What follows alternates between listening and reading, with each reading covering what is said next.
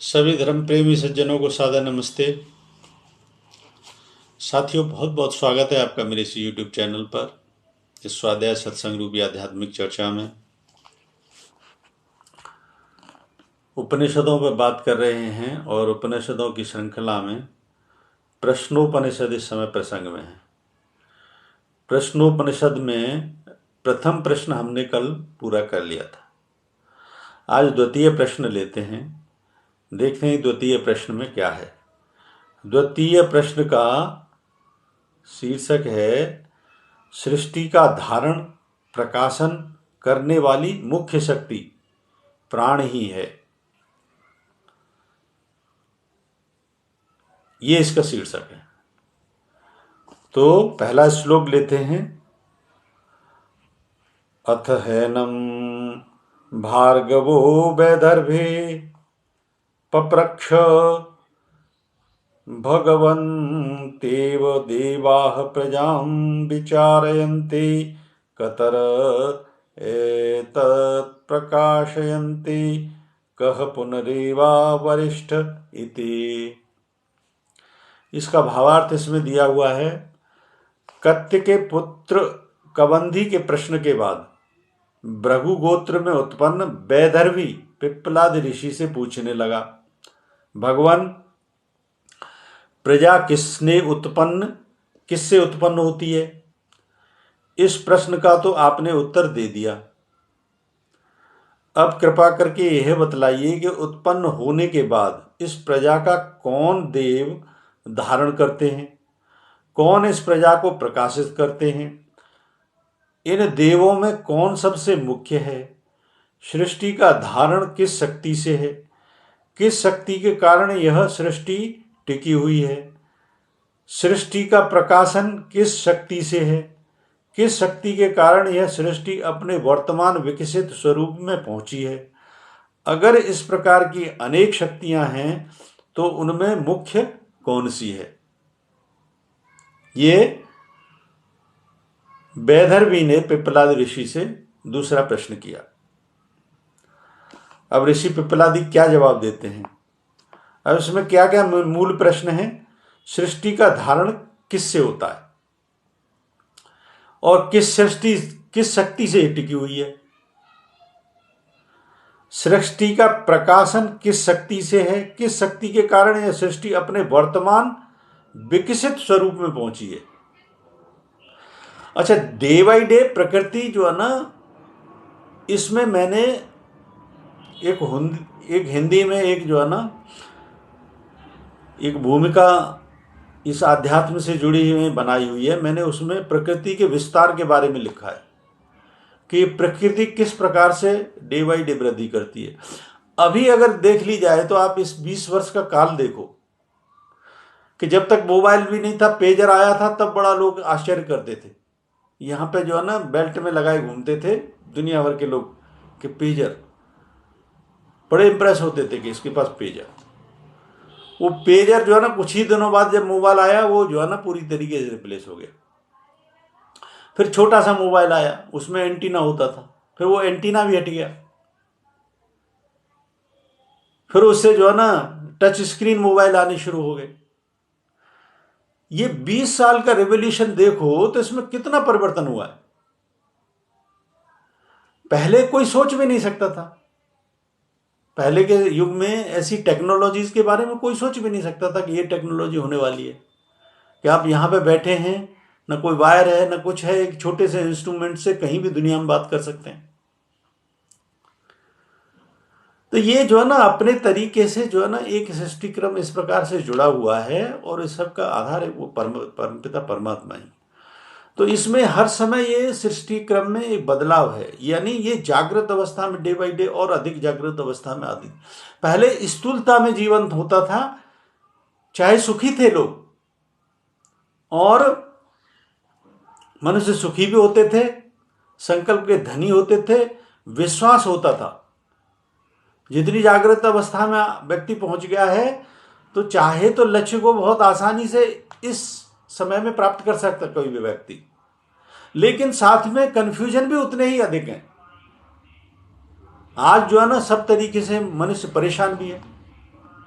इतनी वृद्धि के बावजूद भी। तो ये प्रकृति उस समय उतनी स्थूल अवस्था में थी कि ये इस बारे में सोचते नहीं थे लोग, और आज इतनी जागृत अवस्था में।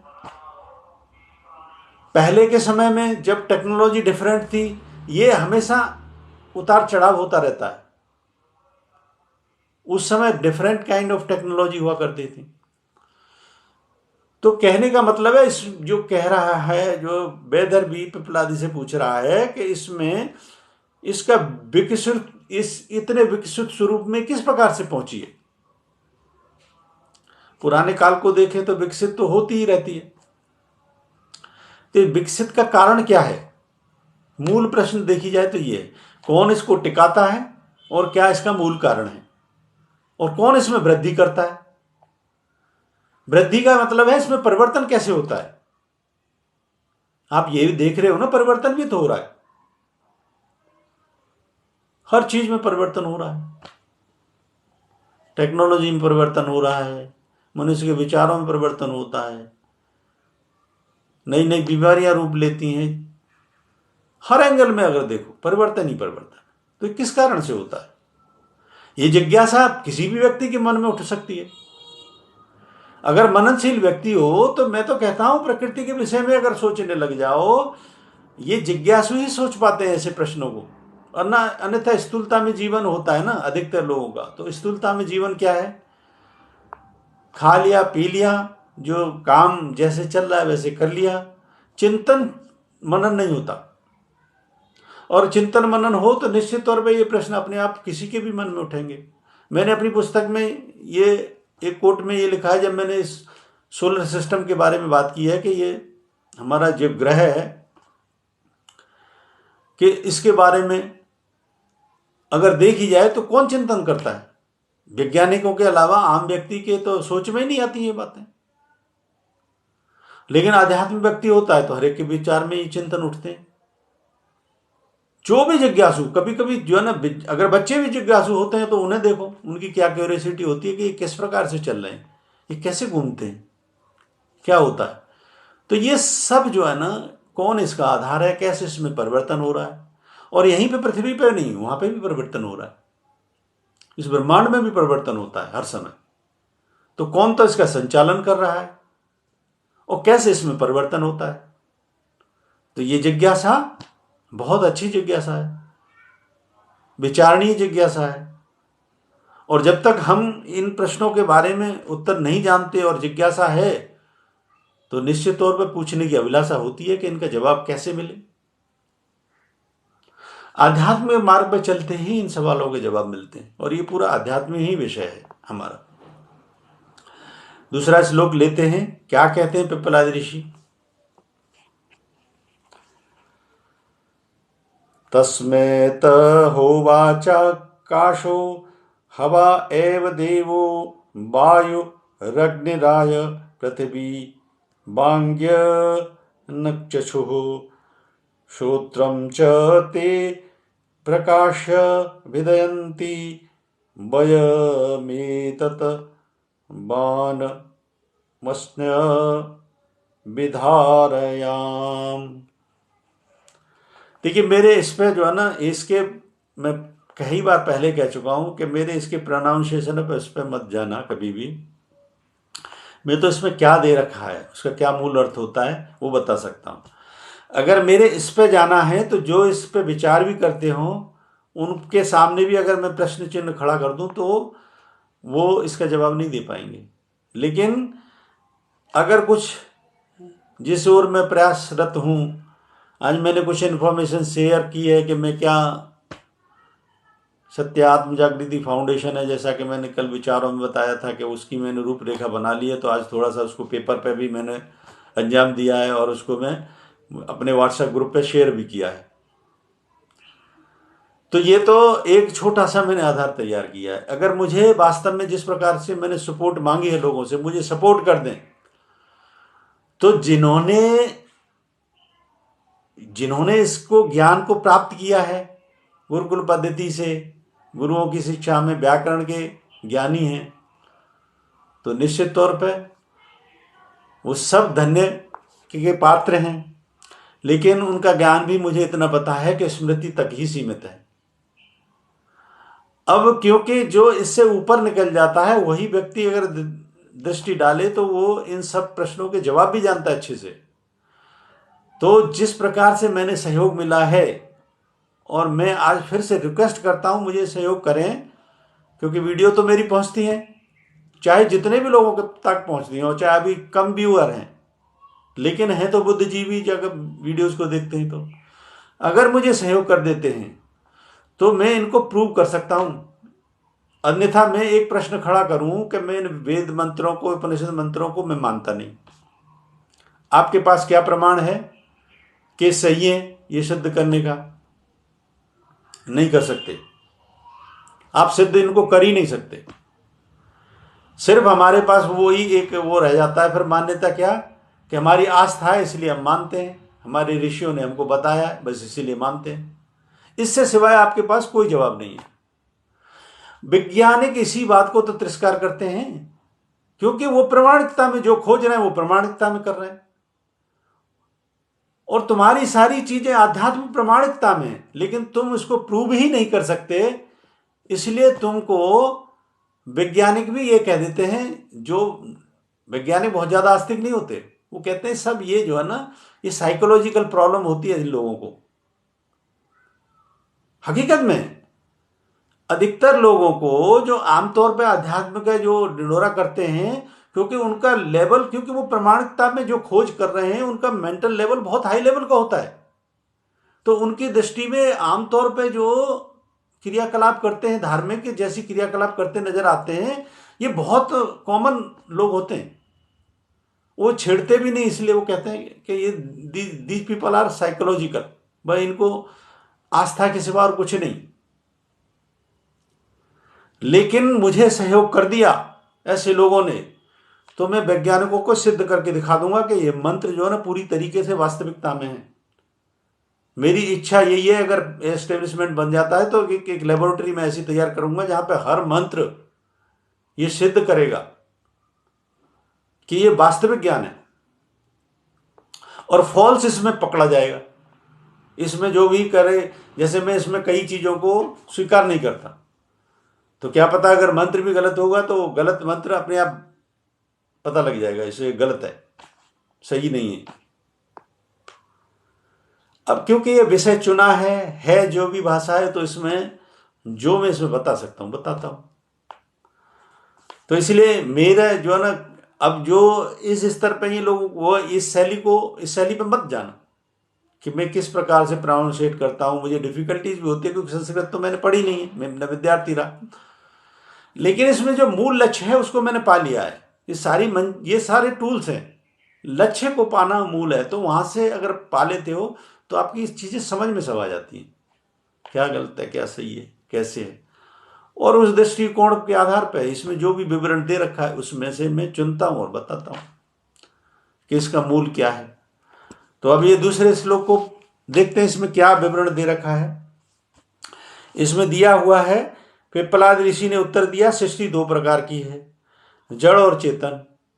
जड़ और चेतन दो प्रकार ही के तत्व होते हैं। दरअसल सृष्टि में दो ही तत्व हैं, एक जड़ है और चेतन। इन दोनों को बाण कहा जाता है। बाण का अर्थ है बा प्लस अन, अर्थात जिसका जीवन निश्चित न हो, जो है, यानी जड़ प्रकृति का निश्चित नहीं है हर समय, क्योंकि परिवर्तनशील है, और ना भी रहे। लेकिन चेतन में कभी परिवर्तन नहीं होता। तो यहां पे ये डाउट को, अब इन्हीं चीजों को तो मैं दूर करता हूं, क्योंकि इसमें तो दे रखा है विवरण कि इन दोनों को बाण कहा जाता है। बाण का अर्थ है अर्थात जिसका जीवन निश्चित न हो। भाई चेतन का जीवन तो निश्चित है, और मैं कहता हूं इसमें ही परिवर्तन ही तो होता है। परिवर्तन के बाद में ये भी मूल स्वरूप में आ जाती है, तो मूल नष्ट तो कभी प्रकृति भी नहीं होती, मूल में रहती है। और चेतन है उसमें तो कभी कोई परिवर्तन होता ही नहीं। अब यही चीजें समझने की।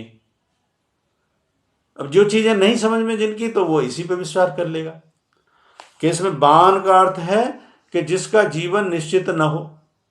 जिसका जीवन, अरे चेतन सत्ता का जीवन निश्चित कैसे नहीं हो सकता, उसमें कभी कोई परिवर्तन ही नहीं होता, तो वो तो निश्चित ही है। अनिश्चित हम परिवर्तनशील जगत को कहते हैं केवल, तो इसको इस सेंस में अनिश्चित कह सकते हो। लेकिन नष्ट तो ये भी नहीं होती, और न रहे और न भी रहे, इसमें ये भी दिख रखा है, ना भी रहे, अस्तित्व तो कभी समाप्त नहीं होता। संस्कृत में अ का अर्थ है प्राण, व का अर्थ है शायद। इस बाण रूप जड़ चेतन सृष्टि को कोई इस प्रकार धारण करता है जैसे छप्पर को नीचे गिरने से एक बल्ली रोके रहती है, अपने ऊपर टिकाए रहती है। ब्रह्मांड के जड़ विषय जगत के विषय में आकाश, वायु, अग्नि, जल तथा पृथ्वी एक दूसरे से झगड़ने लगे और कहने लगे कि हम इसका धारण कर रहे हैं। पिंड के चेतन जगत के विषय में वाणी, मन, चक्षु तथा श्रोत झगड़ने लगे और जोर जोर से कहने लगे कि हम इसका धारण कर रहे हैं। अब इसमें आपको यही समझें, देखिए इसमें मूल इस श्लोक का अर्थ बताता हूं। सिर्फ इतना ही समझें कि जड़ और चेतन दो तत्व होते हैं,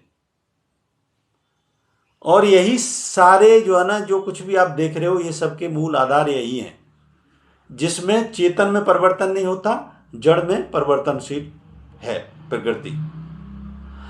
अब दूसरा प्रश्न इसमें आ रहा है कि इसमें अग्नि, जल, वायु, पृथ्वी ये आपस में झगड़ने लगे, ये कहने लगे कि ये जब हमारी वजह से सब, तो जिस प्रकार से आपने जो है ना कठोपनिषद में देखा था कि देवताओं को अभिमान हो गया था, तो उसको परमात्मा ने नष्ट किया अभिमान को, कि वो तिनको को भी नहीं हिला पाए, न अग्नि न वायु। तो वैसे ही यहाँ पे ये प्रकृति तत्वों को भी अभिमान हो रहा है कि ये इन सब का मूल आधार हम हैं। अब ये जो है ना शंका कैसे आगे दूर होगी, इसको आगे के प्रसंग में देखेंगे। तो आज इसमें अभी तक के दो प्रश्न हमने इस प्रश्न के माध्यम से क्या समझा कि प्रकृति दो तत्व होते हैं मूल, एक जड़ है और चेतन है। और ये प्रकृति तत्व जो है ना, जितना भी हम विस्तार देखते हैं, ये विस्तार किस वजह से है।